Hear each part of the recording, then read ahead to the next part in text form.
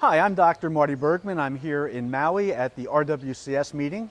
I just finished talking about burnout and what you can or can't do about it.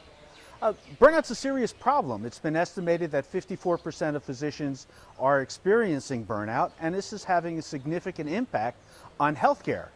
There's a high rate of depression, high rate of drug and alcohol abuse, and there's a 3 to 5 time increased rate of suicide among physicians, mostly attributable to burnout. There are many causes of burnout. It goes from the personality of who we are, the people that go into medicine. We have a certain personality. We tend to be individualistic. We tend to be very altruistic, and we tend to try to do our best at all times.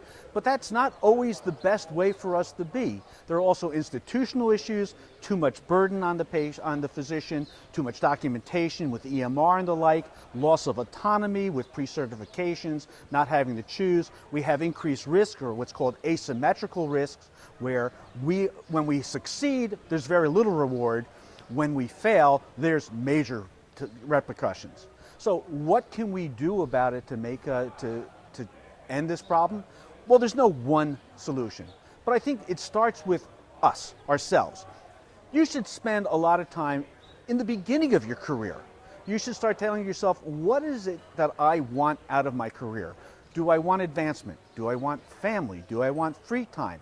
Do I want no free time? And come up with something that is satisfying to you. Recognize that you don't have to spend a lot of time on yourself. Studies have shown that if you spend at least 20% of your time while working doing something that you find clinically meaningful, that's all it takes to significantly reduce burnout. But I think we also have to involve our institutions.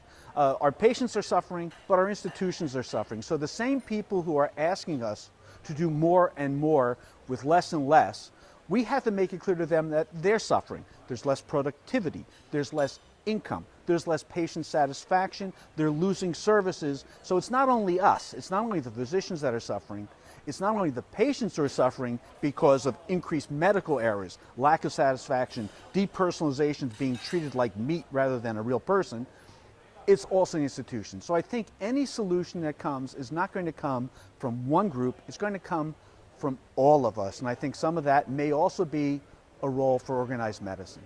So it's a major problem. I think we have to face it. You can't pick up a journal today or pick up anything today and not see it.